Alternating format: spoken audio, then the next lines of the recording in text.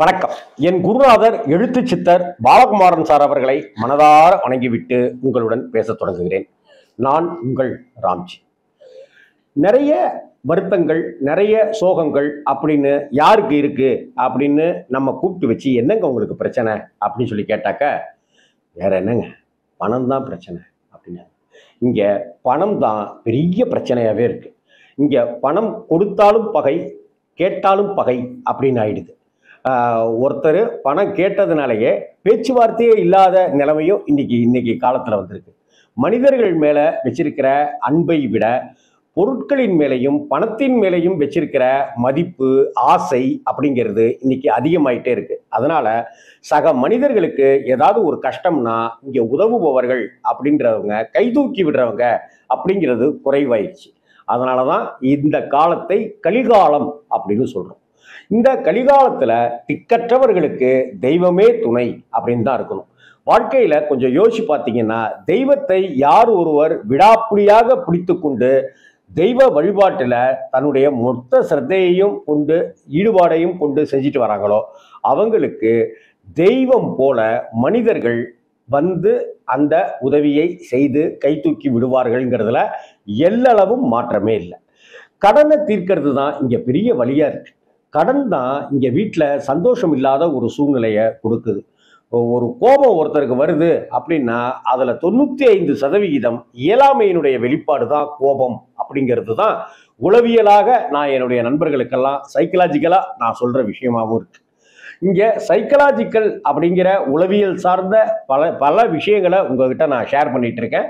எனக்கு பேசுறவங்கள்ட்டையும் அப்படி சொல்லிட்டு இருக்கிறேன். இதெல்லாம் நான் ஒரு தெய்வ சங்கல்பமாகவும், கடவுள் எனக்கு இந்த ஜென்மத்துல எனக்கு போட்டிருக்கிற ஒரு பிச்சையாகவும் நான் இதை சொல்லிட்டு இருக்கிறேன். ஏன்னா கிட்டத்தட்ட 1500 1800 கோவில்களுக்கு மேல நேரடியா போய் பார்த்து அந்த எழுதிய அந்த அனுபவங்கள் இருக்குல்ல, அதுதான் என்னையே கொஞ்சம் புடம் போட்டிருக்கு அப்படின்னு சொன்னேன். என்னங்க இது இப்படி போட்டு உரசி பார்க்குறாங்களே. நான் அவங்கள்ட்டெல்லாம் சொல்லுவேன், கொஞ்சம் பொறுமையா நிதானமா இருங்க. தங்கத்தை தான் உரசி பார்ப்பாங்க, தகரத்தை போய் உரசிலாம் பார்க்க மாட்டாங்க. கொஞ்சம் அமைதியா இருங்க அப்படின்னு சொல்லுவேன். கடனில் சிக்கிக்கொண்டு தவிப்பவர்கள், என்னால் மாதம் நான் வாங்குற சம்பளத்தை தாண்டி கடன் இருக்குங்க, அந்த கடனுக்கு நான் வட்டி கட்டுறதே பார்த்தாக்கா சொலையா 8000 ரூபா 10,000 ரூபான்னு கட்டிட்டு இருக்கிறேன். வீடு வாங்கிட்டேன், ஏன்டா இந்த வீடு வாங்கணும்னு இருக்குங்க. இப்போ வீடை வாங்கிட்டேன், ஆனால் எனக்கும் என் மனைவிக்கும் வேலை இருந்துச்சு, என் மனைவிக்கு இப்போ வேலை இல்லை, அதனால என்னுடைய ஒத்த சம்பாத்தியம் தான். இப்போ குழந்தைங்கள நல்ல ஸ்கூல்லலாம் படிக்க வச்சிட்டோம், இப்போ என்ன பண்ணுறதுன்னு தெரியாமல் கடன் மேலே கடனாக ஆகிட்டு இருக்கேன் அப்படின்ட்டுலாம் சொல்கிற நிறைய பேரை நான் பார்க்குறேன். நான் பொதுவாக கடன் பிரச்சனையில் சிக்கி தவிக்கிறவங்களுக்கு ஒரு சின்ன விஷயம் சொல்கிறேன். நீங்கள் வியாழக்கிழமை இரவு கடைக்கு போய் ஒரு புதுசாக ஒரு உப்பு பாக்கெட் வாங்குங்க.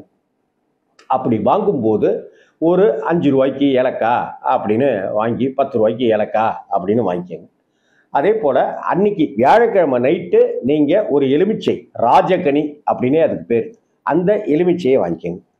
வியாழக்கிழமை நைட்டு வாங்கி வச்சுருங்க, சுவாமிகிட்ட வச்சுருங்க, ஒன்றும் செய்ய வேணாம், அப்படியே வச்சுருங்க. வெள்ளிக்கிழமை காலையில் ஒரு மண் குடுவையிலையோ அல்லது கண்ணாடி குடுவையிலையோ, கண்ணாடி குடுவையில் வைக்கிறது இன்னும் ரொம்ப விசேஷம். அந்த கண்ணாடி உடையாமல் இருக்கிற மாதிரியான கண்ணாடிகள்லாம் இருக்குது. அந்த மாதிரியான கண்ணாடி குடுவையில் வைக்கிறதுங்கிறது அதில் உள்ளுக்குள்ளார இருக்கிறது எல்லாமே வெளியில் தெரியுது பார்த்தீங்களா, அதுவே தீய சக்திகளை விரட்டிடக்கூடியது, கண் திருஷ்டியிலிருந்தும் காப்பாற்றக்கூடியது. அதனால வெள்ளிக்கிழமை அதிகாலையில் எழுந்திருச்சு பிரம்ம முகூர்த்த நேரத்தில் அந்த கண்ணாடி குடுவையை நல்லா அலம்பிடுங்க, நல்லா தொடச்சிருங்க. தொடச்சிட்டு சுவாமிகிட்ட வைங்க, பூஜை அறையில் வைங்க.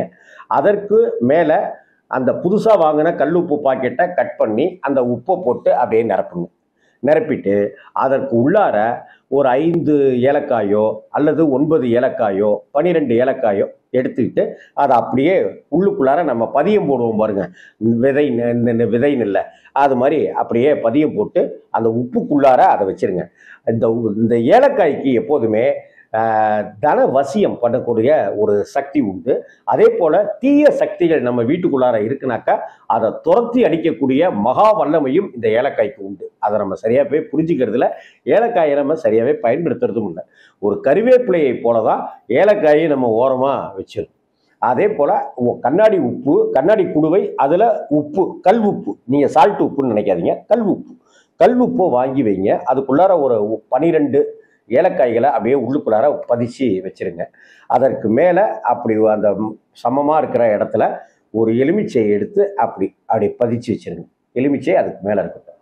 இப்போ ஒரு 10 நிமிடம் அந்த 4:30லேருந்து 6 அப்படிங்கிற இந்த பிரம்ம முகூர்த்தத்தில் நீங்கள் செஞ்சுக்கிட்டு அந்த எலுமிச்சை, அந்த ஏலக்காய், அந்த உப்பு இவற்றையெல்லாம் நான் உனக்கு சமர்ப்பிக்கிறேன் அப்படின்னு நீங்கள் உங்களுடைய எந்த இஷ்ட தெய்வமாக இருந்தாலும் சரி, எந்த தெய்வமாக இருந்தாலும் அதை நினைத்து கொண்டு வேண்டி சுவாமிக்கெல்லாம் தீபாராதனை காட்டும்போது, சுவாமிக்கெல்லாம் தூப ஆராதனைகள் காட்டும்போது, அதே போல் அந்த கண்ணாடி குடுவைக்கும் கண்ணாடி குடுவைக்குள்ளார இருக்கிற உப்புக்கும் உப்புக்குள்ளார இருக்கிற ஏலக்காய்க்கும் உச்சியில் இருக்கிற அந்த ராஜகனி என்று சொல்லப்படுகிற எலுமிச்சைக்கும் தீப தூப ஆராதனைகள் காட்டி மனதார பிரார்த்தனை செய்து நமஸ்கரிக்கும் போது என்னுடைய கடனை எல்லாம் தீர்த்து விடுவாய் என்பதில் எனக்கு முழுமையான நம்பிக்கை இருக்கிறது. என் கடன் எல்லாம் தீரக்கூடிய காலம் நெருங்கிவிட்டது அப்படின்னு சொல்லி நமஸ்காரம் பண்ணி வேண்டிக்கங்க. சாயந்தரமும் அதே போல் சாமிக்கு தீபம் காட்டும்போது அந்த கல் உப்புக்கு, அந்த ஏலக்காய்க்கு, அந்த எலுமிச்சைக்கு அப்படி செய்யுங்க. அடுத்த நாள் சனிக்கிழமை இந்த பிரம்ம முகூர்த்த நேரத்தில் எழுந்திருச்சு என்ன அதை எடுத்துகிட்டு போய் யாருடைய காலும் படாத இடத்துலையா குப்பை தொட்டியோ அல்லது வேற நீர்நிலையோ ஏதாவது இருந்துச்சுன்னா அங்கே போட்டுட்டு வீட்டுக்கு வந்து குளிச்சுட்டு திரும்ப சாமியை கும்பிடுங்க. திரும்ப அடுத்த வாரம் வியாழக்கிழமை நைட்டு இதெல்லாம் வாங்கி வச்சுட்டு வெள்ளிக்கிழமை அதே போல் கண்ணாடி குடுவை, அதே போல் கல்லுப்புக்குள்ளார ஏலக்காய், அதுக்கு மேலே எலுமிச்சை, இதே போல் தொடர்ந்து 7 வாரங்கள் பண்ணிகிட்டே வாங்க. நம்ம கடன் எல்லாம் தீர்க்கக்கூடிய சக்தியை நம்ம வீட்டுக்குள்ளார ஒரு அதிர்வு ஏற்படும். நல்ல நல்ல அதிர்வுகள், நல்ல நல்ல மனிதர்களை தெய்வமாக வந்து நமக்கு உதவி செய்வதற்கு காத்திருப்பாங்க. யாரோ ஒருத்தங்க வந்து ஒரு ஜாக்பாட் நமக்கு தருவாங்க. அதில் எந்த மாற்றமுமே இல்லை. வணக்கம்.